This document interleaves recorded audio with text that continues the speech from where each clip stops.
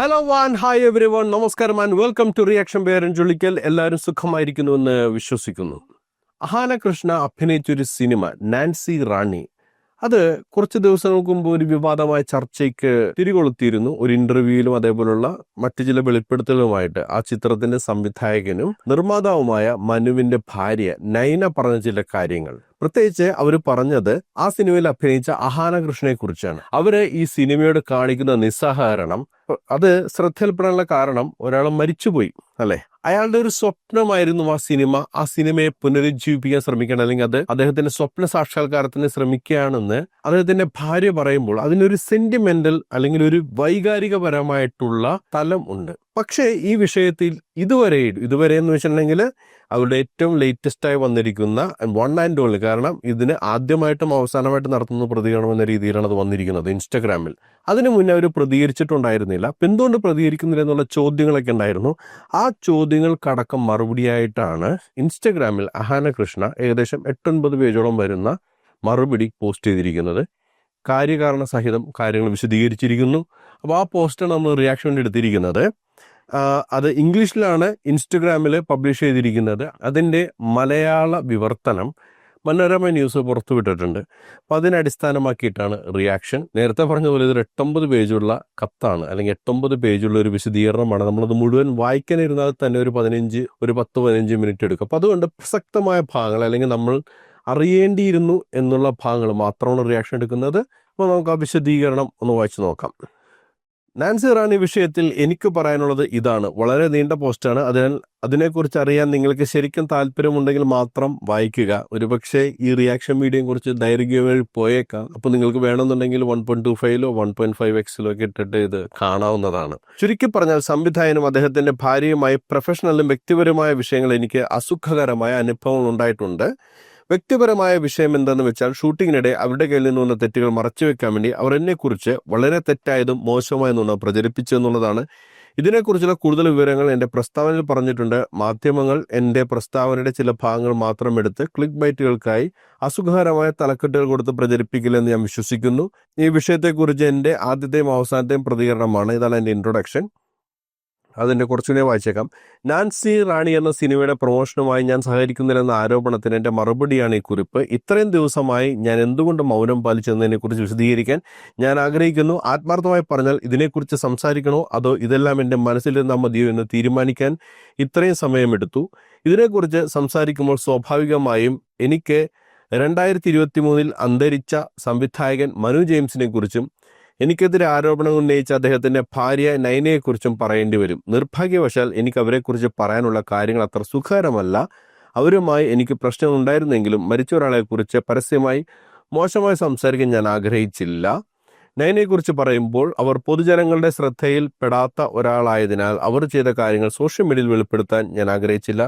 കൂടാതെ സത്യമെന്നും അതിൻ്റെ വഴി കണ്ടെത്തുമെന്ന് ഞാൻ വിശ്വസിച്ചിരുന്നു. അപ്പോൾ ഇതാണ് ഇവരിതിൻ്റെ ഡിലേയെ കുറിച്ച് പറയുന്ന കാര്യം. എനിക്ക് തോന്നുന്നു അതൊരു മാനുഷികമായ പരിഗണനയാണ് അതിനകത്ത് കൊടുത്തിരിക്കുന്നത്.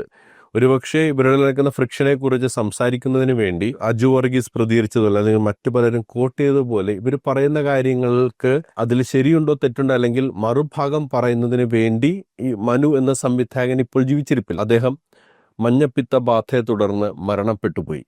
അപ്പം അതുകൊണ്ട് അതിനൊരു മറുപടി ഉണ്ടായാലും, മാത്രമല്ല അഹാനയും പറയുന്ന എൻ്റെ അവസാനത്തെയും ആദ്യത്തെയുമായ പ്രതികരണമായിരിക്കുന്നതാണ്.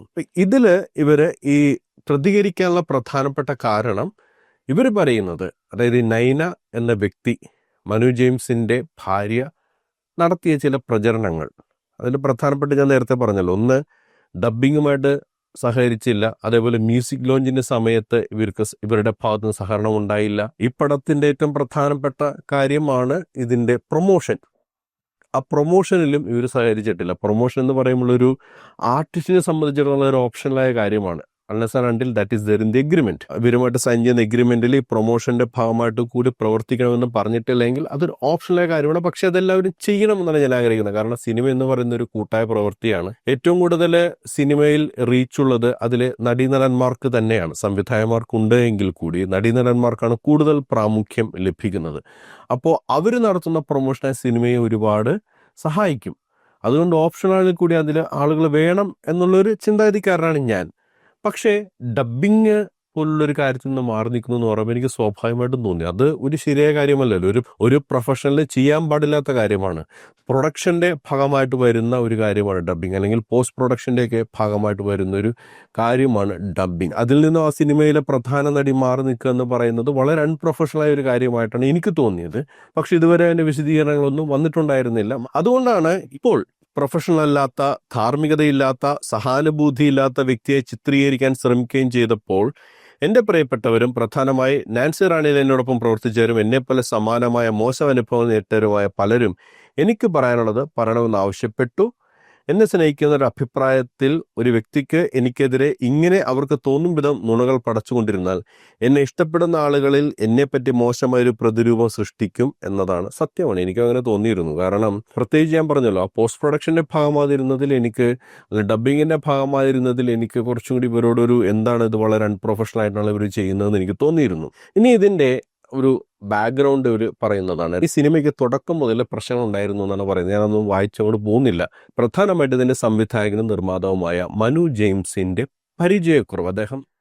അദ്ദേഹം ബാലതാരമായിട്ടൊക്കെ അഭിനയിച്ചിട്ടുണ്ട്. ഐ ആം ക്യൂരിയസ് എന്ന സിനിമയിൽ അഭിനയിച്ചിട്ടുണ്ട്. പിന്നീട് 1-2 സിനിമകളിലൊക്കെ സഹസംവിധായകനായി പ്രവർത്തിച്ചിരുന്നുവെങ്കിൽ കൂടി ഒരു സിനിമ സംവിധാനം ചെയ്യാനുള്ള, അല്ലെങ്കിൽ അതിൻ്റെ നിർമ്മാണ ചുമതല വഹിക്കുന്നതിന് വേണ്ടിയുള്ള കൃത്യമായിട്ടുള്ള ഒരു അറിവോ അല്ലെങ്കിൽ ആവശ്യമായിട്ടുള്ള കാര്യപ്രാപ്തിയോ മനു ജെയിംസിന് ഇല്ലായിരുന്നുവെന്നാണ് ഈ വിഷയത്തിൽ ഇവരുടെ ആദ്യത്തെ പ്രതികരണം. അതുകൊണ്ട് തന്നെ ഈ സിനിമയിൽ വലിയ രീതിയിലുള്ള പ്രശ്നങ്ങളുണ്ടായിരുന്നു. ഒന്ന്, കറക്റ്റ് ഷെഡ്യൂളിൽ സിനിമ നടക്കാതിരിക്കുക. സാധാരണഗതിയിൽ ഇവർ പറയുന്നത് സിനിമയ്ക്ക് ഒരു ഷെഡ്യൂൾ ഉണ്ടാവും. ഒരു 9 to 6 എന്നോ, അല്ലെങ്കിൽ 9 to 9 എന്നോ, 6 to 6 എന്നോ, 2 to 2 എന്നോ, ഉച്ചയ്ക്ക് 2 മണി മുതൽ അതിരാവിലെ 2 മണി വരെ എന്നോ, അങ്ങനെയുള്ള രീതിയിൽ ചില ഷെഡ്യൂളുകളുണ്ടാവും. പക്ഷെ അതൊന്നും ഇല്ലാതെയാണ് ഈ സിനിമ പോയിക്കൊണ്ടിരുന്നത്. ഈ സിനിമയിൽ താരങ്ങൾ വരുന്നു, പോകുന്നു, അവർക്ക് പ്രത്യേകിച്ച് ഒരു ചാർട്ട് ടൈമില്ല. അതേപോലെ സംവിധായകൻ എന്ന് പറയുന്ന വ്യക്തി വന്നു കഴിഞ്ഞിട്ടുണ്ടെങ്കിൽ കാരവാനിൽ കയറിയിരുന്ന് ചിലപ്പോൾ അദ്ദേഹം മദ്യപിച്ചുകൊണ്ട് വരാറുണ്ട്. അതേപോലെ തന്നെ കാരവാനിൽ നിന്ന് പുറത്തിറങ്ങി എപ്പോൾ ഇറങ്ങും അപ്പം ചിത്രീകരിക്കും, എന്നിട്ട് തോന്നുമ്പോൾ നിർത്തിപ്പോവും പോലുള്ള ഒരുപാട് പ്രശ്നങ്ങളുണ്ടായിരുന്നു. മാത്രമല്ല ഇവരിത് ചൂണ്ടിക്കാണിക്കുകയും ചെയ്തിരുന്നു എന്ന് പറയുന്നുണ്ട്. നമ്മൾ പരിചയസമ്പന്നനായ അസോസിയേറ്റ് ഡയറക്ടറെയോ പ്രൊഡക്ഷൻ കൺട്രോളറോ ഒക്കെ നിയമിക്കണമെന്ന ഇവരുടെ ആവശ്യം അദ്ദേഹം വകവെച്ചില്ല. എല്ലാം താൻ തന്നെ ചെയ്യുന്ന രീതിയിൽ പോയത് കൊണ്ട് അതിൻ്റെതായ അപാകതകൾ ഈ സിനിമയ്ക്ക് ഉണ്ടായിരുന്നു എന്ന് പറയുന്നു. പക്ഷെ ഇവര് തുടക്കം മുതൽ തന്നെ വളരെ നല്ല രീതിയിലുള്ള പിന്തുണയാണ് ഈ സിനിമയ്ക്ക് കൊടുത്തതെന്നും പറയുന്നുണ്ട്. അതിന് ഉദാഹരണം ഇവർ പറയുന്നത്, ഫസ്റ്റ് ലുക്ക് പോസ്റ്റർ ഇറങ്ങിയ സമയത്ത് ഇവർ സ്വയം ഇനീഷ്യേറ്റീവ് എടുത്തിട്ടാണ് മലയാള സിനിമയിലെ 2 മുൻനിര താരങ്ങളെ കൊണ്ട് ആ പോസ്റ്റർ റിലീസ് ചെയ്യിക്കാൻ ശ്രമിച്ചത്. അപ്പോൾ വളരെ ആത്മാർത്ഥമായിട്ട് ഇടപെട്ട സംഭവങ്ങൾ പിന്നീട് ഇവർക്ക് ബുദ്ധിമുട്ടായി വരാൻ തുടങ്ങി. ഓരോ ദിവസം പോകുന്തോറും പല ബുദ്ധിമുട്ടുണ്ടായി. അതിൽ പ്രധാനമായിട്ടും നേരത്തെ പറഞ്ഞ പോലെ മദ്യപിച്ച് സെറ്റിലേക്ക് വരിക, കാരമാലിലിരുന്ന് മദ്യപാനവും ആഘോഷവും ഒക്കെ നടക്കുന്ന സമയത്ത് ബാക്കിയുള്ള ക്രൂ മെമ്പേഴ്സ് ഇവർക്ക് വേണ്ടി വെയിറ്റ് ചെയ്യായിരിക്കും. അങ്ങനെ പല കാര്യങ്ങളും അക്കമിട്ട് ഇവരിതിൽ പറഞ്ഞിട്ടുണ്ട്. അടുത്തതായിട്ട് ഇവർ പറയുന്നൊരു വിഷയം, ഈ സിനിമയുടെ ഷൂട്ടിങ് എപ്പോൾ പൂർത്തിയാക്കണം എന്നുള്ള കാര്യത്തിൽ ഒരു വ്യക്തതയൊന്നും ഇയാൾക്കുണ്ടായിരുന്നില്ല. ഇഷ്ടമുള്ളപ്പോൾ ആരംഭിക്കും, ഇഷ്ടമുള്ളപ്പോൾ അവസാനിപ്പിക്കും. അപ്പോൾ തുടർച്ചയായിട്ട് കുഴപ്പങ്ങളുണ്ടായിരുന്നു. കോസ്റ്റ്യൂമായിട്ട് ബന്ധപ്പെട്ട വിഷയങ്ങളിൽ പ്രശ്നങ്ങളുണ്ടായിരുന്നു. ഇതിനിടയ്ക്ക് ഇവർ പറഞ്ഞൊരു കാര്യമാണ്, വളരെ കഷ്ടപ്പെട്ടിട്ടാണ് ഈ സിനിമ നിർമ്മിച്ചത് എന്നുള്ള കാര്യം. അത് നൈന പറഞ്ഞ കാര്യമാണ്. അപ്പോൾ അതിൽ പറയുന്നൊരു കാര്യം, ഈ സിനിമയുടെ തുടക്കത്തിൽ തന്നെ സാധാരണഗതിയിൽ പ്രൊഡ്യൂസർമാരൊക്കെ കിട്ടാൻ വിഷമമുള്ള ഒരു സാഹചര്യത്തിൽ ഈ സിനിമയുടെ തുടക്കത്തിൽ തന്നെ വലിയ രീതിയിൽ അനാവശ്യമായ ചെലവുകൾ നടത്തിയിരുന്നു. അപ്പോൾ പിന്നീട് ഇങ്ങോട്ട് വന്നു കഴിഞ്ഞപ്പോഴേക്കും ഒരുപക്ഷെ ആ രീതിയിലൊരു ടൈറ്റ്നെസ്, ഫിനാൻഷ്യൽ ആയിട്ടുള്ള ബുദ്ധിമുട്ട് വന്നിട്ടുണ്ടാകും എന്നുള്ളതാണ്. ഇതിൽ വളരെ പ്രധാനപ്പെട്ട ഒരു ആരോപണം ഞാൻ നേരത്തെ പറഞ്ഞല്ലോ, ഡബ്ബിങ്ങിൽ ഇവർ സഹകരിച്ചില്ല എന്നുള്ളത്. അതാണ് എന്നെ ഏറ്റവും കൂടുതൽ ചിന്തിപ്പിച്ചൊരു വിഷയം. അതിനെക്കുറിച്ച് ഇവർ പറയുന്നത്, ഇവർ അവസാനമായിട്ട് ആ സിനിമയിൽ അഭിനയിച്ച ശേഷം, അല്ലെങ്കിൽ അവസാനത്തെ ഒരു ഷൂട്ട് കഴിഞ്ഞതിന് ശേഷം പിന്നീട് എന്തെങ്കിലും ഒരു സ്കെഡ്യൂൾ ഉണ്ടെങ്കിൽ അറിയിക്കുമെന്ന് പറഞ്ഞിട്ടാണ് ഇവർ പോയത്. അതിനെക്കുറിച്ച് മനു ഒന്നും പ്രതികരിച്ചതുമില്ല. പിന്നീട് ഏകദേശം 1 മാസത്തിന് ശേഷം ഈ സിനിമയുടെ ഇൻസ്റ്റഗ്രാം പേജിൽ ഒരു പരസ്യം വരികയാണ്, ഒരു ഫീമെയിൽ ഡബ്ബിംഗ് ആർട്ടിസ്റ്റിനെ ആവശ്യമുണ്ട്. അപ്പോൾ തന്നെ ഇവർക്ക് സംശയം തോന്നി, ഇത് ആർക്ക് വേണ്ടിയാണ് എന്നുള്ളത്. നാൻസി റാണിയിൽ നമുക്ക് മനസ്സിലാവുന്ന ഒരു ടൈറ്റിൽ റോളാണെന്നുള്ളതാണ്. അപ്പോൾ നാൻസി എന്ന കഥാപാത്രത്തിന് വേണ്ടിയാണോ ഈ ഡബ്ബിംഗ് ആർട്ടിസ്റ്റിനെ കൊണ്ടുവരുന്നത് എന്നുള്ളൊരു സംശയമുണ്ടായിരുന്നു. അതിനെക്കുറിച്ച് ചോദിച്ച് ഇവര് മനുവിനും ഈ നൈനയ്ക്കും മെസ്സേജ് അയച്ചു. പക്ഷേ അതിന് മറുപടിയില്ല, അതിൻ്റെ സ്ക്രീൻഷോട്ട് ഇവരുടെ കൈവശമുണ്ടെന്ന് പറയുന്നു. ഇത് പറയുമ്പോൾ സ്വാഭാവികം നമുക്ക് തോന്നും, അങ്ങനെ ഡബ്ബിങ്ങിന് ഒരാളെ വിളിക്കാതിരിക്കണമെങ്കിൽ എന്തെങ്കിലും ഒരു പ്രശ്നം ഉണ്ടാകണമല്ലോ. അപ്പോൾ അതൊരു ഈഗോയുടെ ഭാഗമായിട്ട് സംഭവിച്ച ഒന്നാണെന്നാണ് പറയുന്നത്. ഇവരെക്കാൾ മികച്ച ഒരാളെ കൊണ്ടുവരിക എന്നതിനേക്കാൾ ഉപരി ഒരു ഈഗോ മാത്രമായിരുന്നു എന്നുള്ളതാണ് ഇവർ പറയുന്നത്. പക്ഷെ ഇതിൻ്റെയൊക്കെ മറുപടി പറയാനായിട്ട് മനു ഇല്ല എന്നുള്ളൊരു കാര്യം കൂടി നമ്മളിവിടെ കാണണം. ഏകദേശം ഒരു 2 മാസം കഴിഞ്ഞതിന് ശേഷം ഇവരറിയുന്നത് ഈ ഡബ്ബിങ്ങിന് കൊണ്ടുവന്ന ആൾ പോരായിരുന്നു, ഡബ്ബിങ് വേണ്ടത്ര ശരിയായില്ല. അതുകൊണ്ട് ഡബ്ബ് ചെയ്യുന്നതിന് വേണ്ടി ഇവരെ വീണ്ടും വിളിച്ചു. 2022 മാർച്ചിലാണ് വിളിക്കുന്നത്. അപ്പോൾ ഇവർ പറഞ്ഞ കാര്യം, ഈ ഡബ്ബിംഗ് വിഷയത്തിൽ എന്തുകൊണ്ടാണ് മറ്റൊരാളെ വെച്ച് ചെയ്തത് എന്നുള്ള കാര്യം നമുക്ക് നേരിട്ട് കണ്ട് സംസാരിക്കാം, അതിനുശേഷം കാര്യങ്ങൾ തീരുമാനിക്കാമെന്ന് പറഞ്ഞു. പക്ഷേ നേരിൽ കാണാൻ താല്പര്യമില്ല, ഈ സിനിമ എങ്ങനെ പൂർത്തിയാക്കാനുള്ള കാര്യത്തിൽ എനിക്ക് നല്ല ബോധ്യമുണ്ടെന്ന് പറഞ്ഞ് ആ സംഭവം അവിടെ അവസാനിച്ചു എന്നാണ് പറയുന്നത്. അതുമാത്രമല്ലാതെ ഇവർ ചെയ്തൊരു കാര്യം, സിനിമയിലെ ചില രംഗങ്ങൾ, ഇവർ അഭിനയിക്കേണ്ടിയിരുന്ന ചില രംഗങ്ങൾ, അഹാന അഭിനയിക്കേണ്ട ഒരു രംഗങ്ങൾ ഇവരെ പോലെ തോന്നുന്ന മറ്റൊരാളെ കൊണ്ട് ചെയ്യിച്ചു. എനിക്ക് തോന്നുന്ന ഒരു കാര്യം, ഇതെല്ലാം സംഭവിച്ചിട്ടുണ്ടെങ്കിൽ അതൊക്കെ ഒരു ഈഗോയുടെ പുറത്ത് കാണിച്ചു കൂട്ടുന്ന, അത് വളരെ അൺപ്രൊഫഷണലായ ഒരു കാര്യമാണ്. പ്രത്യേകിച്ച് അഹാന സ്വയം ഡബ് ചെയ്യാൻ സാധ്യതയുള്ള ഒരാൾ, അയാൾക്ക് കഴിവുള്ള ഒരാൾ, അവരൊഴിവാക്കുകയും മറ്റൊരാളെ കൊണ്ടുവരികയും പിന്നീട് അത് ശരിയാകാതെ വിളിക്കുകയും ചെയ്തിട്ടുണ്ടെങ്കിൽ സ്വാഭാവികമായിട്ടും അവർ കാണിക്കുന്ന റെസിസ്റ്റൻസ് അവിടെ ഉണ്ടായി എന്നുള്ളത് ഞാൻ മനസ്സിലാക്കുന്നത്. അത് മാത്രമല്ല, പറഞ്ഞല്ലോ നേരിട്ട് സംസാരിച്ചിട്ട് നമുക്കത് ക്ലിയർ ചെയ്യാമെന്ന് പറയുമ്പോൾ അതിന് തയ്യാറാകാതെ ഞാൻ എങ്ങനെയെങ്കിലും പൂർത്തിയാക്കോളാം എന്ന് പോകുന്നതിൽ ഒരു പ്രശ്നമുണ്ട്. ഇവർക്ക് അതിൻ്റെയൊക്കെ തെളിവ് ഇവരുടെ കയ്യിലുണ്ടെന്നാണ് പറയുന്നത്. കോൾ റെക്കോർഡിങ്സ് ഒക്കെ ഉണ്ട് എന്നാണ് പറയുന്നത്. പക്ഷെ അതിനൊന്നും പുറത്ത് പറയുന്നില്ല. മാത്രമല്ല, മറ്റൊരാൾ അഭിനയിച്ചു എന്നുള്ള കാര്യത്തിൽ ഇവർക്കൊരു വ്യക്തതയില്ല എന്ന് പറയുന്നു. ക്രൂ മെമ്പേഴ്സിൽ നിന്ന് കരഞ്ഞൊരു കാര്യമാണ്, നേരിട്ടറിയാവുന്ന ഒരു കാര്യമല്ല എന്ന് പറയുന്നു. ഇനി നൈന ഇവരെ വിളിച്ചിരുന്നു എന്ന് പറയുമ്പോൾ ഉണ്ടായ ഒരു സംഭവം, നൈന ഇവരെ വീണ്ടും വിളിച്ചിരുന്നു, പക്ഷെ ഇവർ പോസിറ്റീവായിട്ട് തിരിച്ച് സംസാരിച്ചില്ല എന്ന് പറയുന്ന ഒരു കാര്യം കൂടെ ഉണ്ടായിരുന്ന ചർച്ചയിൽ. അതിനും കൂടെ മറുപടി ഇതിൽ വ്യക്തമായിട്ട് പറയുന്നുണ്ട്. അതിനെക്കുറിച്ച് പറയുന്നത്, ഫോണിൽ നിന്ന് സംസാരിച്ചത് അഹാന കൃഷ്ണയുടെ അമ്മയാണ് സംസാരിച്ചത്. അഹാന കൃഷ്ണയുടെ അമ്മ സിന്ധു കൃഷ്ണയാണ് സംസാരിച്ചത്. അപ്പോൾ സംസാരിച്ചു കഴിഞ്ഞപ്പോൾ ആ കോളിൽ ഈ ചോദ്യങ്ങൾ അമ്മ ചോദിച്ചു, ഡബ്ബിങ്ങിന് വിളിക്കായിരുന്ന വിഷയം. ഈ സംസാരത്തിനിടയിൽ അഹാന ഒട്ടും പ്രൊഫഷണൽ അല്ല എന്ന് പറഞ്ഞു. അപ്പോൾ സിന്ധു കൃഷ്ണ മറുപടി പറഞ്ഞു, വളരെ പ്രൊഫഷണൽ ആയിട്ടാണ് ഇടപെടുന്നത്. അതിനിടയിൽ ഈ മനു കൃഷ്ണ മദ്യപിക്കുന്ന വിഷയം കടന്നു വന്നു. അപ്പോഴാണ് ഈ നൈന പറഞ്ഞത്, എൻ്റെ ഭർത്താവ് മദ്യം മാത്രമല്ല കഴിക്കുന്നുള്ളൂ, നിങ്ങളുടെ മകൾ മയക്കുമരുന്നിന് അടിമയാണ് എന്നൊരു പ്രയോഗം നടത്തി. അതോടെ മര്യാദയ്ക്ക് സംസാരിക്കണം എന്ന രീതിയിൽ ആ കോള് കട്ട് ചെയ്യാനുണ്ടായത്. ഈ സംസാരം, ഈ മയക്കുമരുന്നിന് അടിമയാണെന്ന് പറയുന്ന കാര്യം പിന്നീട് പല സ്ഥലങ്ങളിലും ഇവർ ആവർത്തിച്ചിട്ടുണ്ട് എന്നുള്ളതാണ്. അതിലേറ്റവും പ്രധാനപ്പെട്ട 1-2 കാര്യങ്ങൾ പറയുന്നുണ്ട്. അതിലൊന്ന്, ഒരു പ്രോഗ്രാമിൽ വെച്ച് പരിചയപ്പെട്ട ഒരു നടിയാണ്. ആ നടിയെ അവിടെ വെച്ച് പരിചയപ്പെടുകയും അവർ സംസാരിക്കുന്നതിനിടയിൽ ഈ വിഷയത്തെക്കുറിച്ച് പറഞ്ഞപ്പോൾ മറ്റൊരു സിനിമയെക്കുറിച്ച് സംസാരിക്കാൻ ഈ നടിയെ സമീപിച്ചിരുന്നതായും, അവിടെ വെച്ച് ഈ നാൻസി റാണി എന്ന സിനിമയെക്കുറിച്ചുള്ള സംസാരം വന്നപ്പോൾ അഹാന കൃഷ്ണ വളരെ അൺപ്രൊഫഷണൽ ആണെന്നും ഇടയ്ക്കിടയ്ക്ക് സെറ്റിൽ നിന്ന് ട്രിപ്പ് പോകും, അതുപോലെ മയക്കുമരുന്നിന് അടിമയാണ് എന്ന രീതിയിലൊക്കെ പരാതി പറഞ്ഞു എന്ന് പറയുന്നു. രണ്ടാമത്തെ ഇൻസിഡന്റ് 2021 ജനുവരിയിൽ ഇതിൻ്റെ പ്രൊമോഷനുമായിട്ട് ബന്ധപ്പെട്ട് പ്രവർത്തിച്ച വ്യക്തി, അവരുടെ പേര് സംഗീത ജനചന്ദ്രൻ. സംഗീത ജനചന്ദ്രനോടും ഇതേ രീതിയിലുള്ള സംസാരം തന്നെ ഉണ്ടായി. ഇവർ മയക്കുമരുന്നിന് അടിമയാണെന്ന രീതിയിൽ സംസാരിച്ചു. അതേ കഥ തന്നെ പറഞ്ഞു. ഇത് സംഗീത ഇവരോട് പങ്കുവയ്ക്കുകയും ചെയ്തു. അങ്ങനെ ഇത് പലരോടും ഇവർ സംസാരിക്കുന്നുണ്ട് എന്നിവർക്ക് മനസ്സിലായപ്പോൾ ഇവരുടെ പാരൻസിനോട് പറഞ്ഞു, ഇതിനെക്കുറിച്ച് ഈ മനുവിനോട് സംസാരിക്കണമെന്ന് പറഞ്ഞു. അങ്ങനെ മനുവായിട്ട് സംസാരിക്കുന്നതാണ്. ഈ 2021 ജനുവരിയിൽ ഫോണിൽ വിളിച്ച് സംസാരിക്കുമ്പോൾ അതിൻ്റെ കോൾ റെക്കോർഡിംഗ് ഉണ്ടെന്ന് അഹാന പറയുന്നുണ്ട്. ആ കോളിൽ വെച്ച് മനു പറഞ്ഞു, ഞങ്ങളത് നുണ പറഞ്ഞതാണ് എന്നുള്ള കാര്യം സമ്മതിച്ചു. അതായത് മയക്കുമരുന്ന് ഉപയോഗിക്കുന്നുണ്ടെന്ന് പറഞ്ഞ കാര്യം നുണയാണെന്ന് മനു സമ്മതിച്ചു എന്നുള്ളത്. അതിൻ്റെയും കോൾ റെക്കോർഡിങ്സ് ഇവരുടെ കയ്യിലുണ്ട്. അതേപോലെ ക്ഷമാപണം നടത്തി അയച്ച വോയിസ് നോട്ടുകൾ, അതും ഇവരുടെ കയ്യിൽ തെളിവായിട്ടുണ്ട്.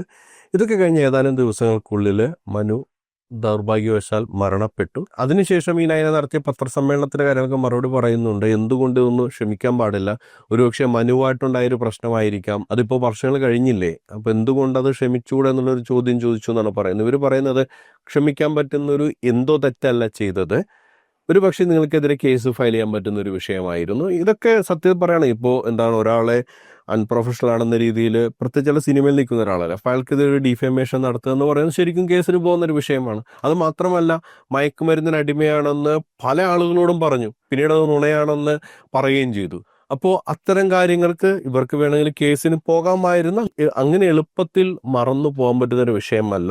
അടുത്തൊരു കാര്യം പറയുന്നത് ഒരു മാനുഷിക പരിഗണന നൽകുന്നില്ല. അത് നമ്മൾ കേട്ട ഒരു ക്ലിപ്പാണ്. ഒരു ഓൺലൈൻ ചാനൽ കൊടുത്ത ഇന്റർവ്യൂ അല്ലെങ്കിൽ ക്യൂക്വസിൽ വന്നൊരു സംഭവമാണ്. ഒട്ടും മാനുഷികമായ പരിഗണന കൊടുക്കുന്നില്ല. അപ്പൊ ഇവർ പറയുന്നത് മാനുഷികമായ പരിഗണന ഉണ്ടായതുകൊണ്ടാണ്, മാത്രമല്ല നിങ്ങളെ മനുവിന്റെ വേർപാടിന് ശേഷം കണ്ടപ്പോൾ കെട്ടിപ്പിടിച്ച് ആശ്വസിപ്പിച്ച കാര്യം അതും മറന്നു പോകരുത് എന്നുള്ള കാര്യങ്ങളൊക്കെ പിന്നീട് പറയുന്നു. അതേപോലെ പ്രൊമോഷനുമായി ബന്ധപ്പെട്ട വിഷയത്തിലും ഇതിന് മറുപടി കൊടുക്കുന്നുണ്ട്. അപ്പൊ പ്രൊമോഷനുമായി ബന്ധപ്പെട്ട് ഇവർ ഒന്നും സഹകരിക്കുന്നില്ല എന്ന് പറയുന്നത്, പക്ഷെ എഗ്രിമെന്റ് ഇല്ല എങ്കിൽ കൂടി അതിന്റെ പ്രൊമോഷനിൽ ഞാൻ വന്നിരുന്നേനെ എന്നാണ് പറയുന്നത്. പക്ഷേ ഇതുപോലുള്ള വിഷയങ്ങളുണ്ടായി. അതായത് ഡബ്ബിങ്ങിന് വേറെ ആളെ വെച്ച് ഡബ് ചെയ്യാനുള്ള ശ്രമം, അതേപോലെ ഇവരെ അറിയിക്കാതെ വേറെ ചില രംഗങ്ങൾ ഷൂട്ട് ചെയ്യുക, ഇവരെ പോലെ സാദൃശ്യമുള്ളൊരു വ്യക്തിയുമായിട്ടുള്ള ഷൂട്ട് ചെയ്യുക, അത്തരത്തിൽ അൺപ്രൊഫഷണൽ ഇടപെടൽ ഉണ്ടാകുമ്പോൾ അതിൽ നിന്ന് മാറിയിരിക്കാനുള്ള തോന്നലാണ് ഉണ്ടായത് എന്നാണ് പറയുന്നത്. അതല്ലാതെ ഇവർക്ക് അയച്ച ചില വ്യക്തിപരമായ മെസ്സേജിനെ കുറിച്ച് പറയുന്നു. എനിക്ക് ആ വിഷയം സംസാരിക്കാൻ താല്പര്യമില്ലാത്തതുകൊണ്ട് ഞാനത് സ്കിപ്പ് ചെയ്ത് വിടുകയാണ്. അപ്പോൾ ഇതെല്ലാമാണ് അഹാന പറയുന്ന കാര്യങ്ങൾ. ഇതൊന്നും പറയണമെന്ന് ആഗ്രഹിച്ചതല്ല, പക്ഷേ ഇത്രയും രീതിയിൽ പല ചാനലുകളിൽ പല ഓൺലൈൻ ഇന്റർവ്യൂസിലൊക്കെ വന്ന് ഇവർക്കെതിരെ സംസാരിക്കുന്നത് കൊണ്ട് ഇത് പറയേണ്ട സാഹചര്യമാണെന്ന് തോന്നുന്ന രീതിയിൽ പറയുന്നു. എനിക്ക് ഈ വിഷയത്തിൽ അഹാനയുടെ ഭാഗത്ത് ശരിയുണ്ടെന്ന് തോന്നലാണുള്ളത് എൻ്റെ ഒരു ചിന്താഗതിയിൽ. കാര്യം ശരി, ഇതിൻ്റെ ഒരു മറുപടി പറയാനായിട്ട് മനുവില്ല, അല്ലെങ്കിൽ എന്താണ് സംഭവിച്ചതെന്ന് പറയാനായിട്ട് ആളില്ല. പക്ഷെ ഇവരുടെ അടുത്ത് കൃത്യമായി അതിന് തെളിവുകളുണ്ട്, സ്ക്രീൻഷോട്ടുകളുണ്ട്, വോയിസ് റെക്കോർഡുകളുണ്ട്. മാത്രമല്ല ഇവർ പറയുന്നത് ഒരു വിശ്വസനീയമായ സങ്കേതത്തിൽ നിന്നാണെന്ന് തോന്നുന്നത് കൊണ്ടും മനുവിന് സിനിമാ മേഖലയിൽ ആവശ്യമായ പരിചയമില്ലാത്ത, സംവിധാനത്തിലും നിർമ്മാണത്തിലും ഇല്ലാത്ത പരിചയക്കുറവുണ്ടാക്കിയ പ്രശ്നങ്ങൾ, ഒരുപക്ഷെ അത് ഇവരാദ്യമേ തന്നെ ഒരു അസോസിയേറ്റ് ഡയറക്ടറെ വെക്കൂ അല്ലെങ്കിൽ ഒരു പ്രൊഡക്ഷൻ കൺട്രോളെ വെക്കൂ എന്നൊക്കെ പറയുമ്പോൾ ഉണ്ടാവുന്ന സ്വാഭാവികമായിട്ടുള്ള ഈഗോ പ്രോബ്ലങ്ങൾ, പിന്നെ ഒരു സിനിമ സ്കെഡ്യൂൾ അല്ലാതെ പോകുമ്പോൾ ഉണ്ടാകുന്ന പ്രശ്നങ്ങൾ, സ്വാഭാവികമായിട്ടും ആ പ്രൊജക്റ്റിൽ ഒരുപാട് വിഷയങ്ങളുണ്ടാവും. അതൊക്കെ ചോദ്യം ചെയ്യപ്പെടുകയും തർക്കങ്ങളുണ്ടാകാൻ സാധ്യതയുണ്ടാകാം, അല്ലെങ്കിൽ പ്രശ്നങ്ങളുണ്ടാകാം. ഇവർ പറയുന്നത് പോലെ ആ ഈഗോയിൽ നിന്നായിരിക്കും ഇവരെ ഇനി അടുത്ത സ്കെഡ്യൂളുണ്ടെങ്കിൽ അറിയിക്കുമെന്ന് പറഞ്ഞിട്ട് പോയതിന് ശേഷം മറ്റൊരാളെ വെച്ച് ഡബ് ചെയ്യാനുള്ള ശ്രമം നടത്തിയത്, അല്ലെങ്കിൽ ഇവരറിയാത്ത സീനുകളൊക്കെ ഇവരെ പോലെ സാദൃശ്യം ആൾക്കാരെ വെച്ച് ഷൂട്ട് ചെയ്ത്. ഇത്തരം കാര്യങ്ങൾ പറയുന്നതിൽ കൂടെ നമ്മൾ ചേർത്ത് വായിക്കേണ്ട കാര്യമാണ്, ഈ സിനിമയിൽ അഹാനയ്ക്കൊപ്പം പ്രവർത്തിച്ച ചില വ്യക്തികൾ, ആ വ്യക്തികൾ അഹാന പറഞ്ഞ കാര്യങ്ങൾ ശരിയാണെന്ന രീതിയിൽ അറ്റസ്റ്റ് ചെയ്തിട്ടുണ്ട്, സാക്ഷ്യപ്പെടുത്തിയിട്ടുണ്ട്. അപ്പോൾ അതുകൂടെ എടുക്കുമ്പോൾ എനിക്ക് തോന്നുന്നത് അഹാനയുടെ ഭാഗത്ത് കുറച്ചുകൂടെ ശരിയുണ്ട് എന്നുള്ളതാണ്. ഇത്രയും പ്രശ്നമുള്ള സ്ഥിതിക്ക് പ്രൊമോഷൻ ഇല്ല എന്നല്ലെങ്കിൽ ഇവർ രണ്ടുപേരും പരസ്പരം ഒരു ധാരണയിലെത്തണം, നേരിട്ട് സംസാരിച്ചിട്ട് ആ വിഷയങ്ങൾ പരിഹരിച്ച് മുന്നോട്ട് പോകുന്ന ഒരു ശ്രമം നയനയുടെ ഭാഗത്തുനിന്ന് ഉണ്ടാവുക, അല്ലെങ്കിൽ ഇവർ രണ്ടുപേരെയും ചേർത്ത് നിർത്താൻ പറ്റുന്ന ഒരു തേർഡ് പേഴ്സൺ ഉണ്ടെങ്കിൽ അയാൾ ഇതിലിടപെട്ട് ഈ പ്രശ്നം പരിഹരിക്കുകയും ചെയ്യണമെന്ന് പറഞ്ഞു. ഞാൻ നേരത്തെ പറഞ്ഞാൽ കുറച്ച് പേര് ഇതിനകത്ത് അറ്റസ്റ്റ് ചെയ്തിരിക്കുന്നത് സിനിമാറ്റോഗ്രാഫർ രാകേഷ് നാരായണൻ, ആദ്യഘട്ട എഡിറ്റർ ബസോട്ടി ബാബുരാജ്, കോസ്റ്റ്യൂമർ മൃദുല മുരളി. ഇപ്പോൾ കോസ്റ്റ്യൂമായിട്ട് വിഷയപ്പെട്ടൊക്കെ ഒരുപാട് പ്രശ്നങ്ങളുണ്ടായിരുന്നു പറയുന്നു. കൃത്യസമയത്ത് കോസ്റ്റ്യൂം എത്താതിരിക്കുക, അതുപോലുള്ള കാര്യങ്ങളൊക്കെ ഷൂട്ടിങ്ങിനിടയിൽ ഉണ്ടായിരുന്നു പറയുന്നുണ്ട്. Still photographer Akhil Raj, assistant director Thomas Hari എന്നിവരാണ് ഇത് സാക്ഷ്യപ്പെടുത്തിയിട്ടുള്ളത്. അപ്പോൾ ഇതാണ് ഈ വിഷയത്തിലുള്ള പ്രതികരണം. ഇനി ഈ വിഷയത്തിൽ എനിക്ക് തോന്നുന്ന തെളിവുകളൊക്കെ ഇവരുടെ കയ്യിലുണ്ട് എന്ന് പറയുമ്പോൾ ഇത് കൂടുതലൊരു വിവാദത്തിലേക്ക് കൊണ്ടുപോകാതെ, ഞാൻ പറയുന്നത് തെളിവ് പുറത്തുവിടണ്ട എന്നുള്ള ചിന്താഗതിയല്ല, പുറത്തുവിടേണ്ട സാഹചര്യം ഉണ്ടെങ്കിൽ പുറത്തുവിടേണ്ടി വരും. അപ്പോൾ കൂടുതൽ ഫ്രിക്ഷനിലേക്ക് പോകുക, അല്ലെങ്കിൽ കൂടുതൽ വിവാദങ്ങളിലേക്ക് വലിച്ചെടുക്കാതെ സിനിമയായിട്ട് കാണും. ഇപ്പോൾ ഈ ഒരു സിനിമയുണ്ട് എന്ന് തന്നെ അറിഞ്ഞത് ഈ ഒരു വിവാദം വന്നുകൊണ്ടാണ്. ഇപ്പോൾ പോസ്റ്റർ റിലീസ് 2 പ്രമുഖ താരങ്ങളൊക്കെ ഇറക്കിയെന്ന് പറയുന്നതും, അല്ലെങ്കിൽ മ്യൂസിക് ലോഞ്ചിൽ പ്രശ്നമുണ്ടായെന്ന് പറയുന്നതൊക്കെ നമ്മൾ ഈ വിഷയം അറിഞ്ഞതിന് ശേഷം ബാക്ക് ഡേറ്റഡ് ആയിട്ട് പോയി മനസ്സിലാക്കിയ കാര്യങ്ങളാണ്. അല്ലാതെ ഇതിൻ്റെ ആക്ച്വൽ ഇൻസിഡൻറ്റിലൊക്കെ ഈ ഒരു സംഭവം നടക്കുന്നു നമ്മൾ അറിയുന്നുണ്ടായിരുന്നില്ല. എന്തായാലും അതൊരു അമിക്കബിൾ സൊല്യൂഷൻ എത്തണമെന്ന് തന്നെ ആഗ്രഹിക്കുന്നത്, ഒരുപക്ഷെ മരിച്ചു ഒരാളാണല്ലോ, അയാളോട് കാണിക്കുന്ന ഒരു ആദരവായിട്ട് കണ്ടാൽ മതി, അല്ലെങ്കിൽ അയാളോട് കാണിക്കുന്ന ഒരു കൺസിഡറേഷനായിട്ട് കണ്ടാൽ മതി. മരണം ആരെയും വിശുദ്ധനാക്കുന്നില്ല, എന്നാൽ തന്നെയും അയാളൊരു സ്വപ്ന സാക്ഷാത്കാരമല്ലേ, നടക്കട്ടെ, അല്ല എന്തു പറയാൻ. എന്താണ് ഈ വിഷയത്തിൽ പ്രേക്ഷകർക്ക് പറയാനുള്ളത്, അത് കമൻ്റായിട്ട് രേഖപ്പെടുത്തുക. മറ്റൊരു പ്രതികരണമായി നമുക്ക് വീണ്ടും കണ്ടുമുട്ടാം. അതുവരേക്കും ബൈ, ടേക്ക് കെയർ.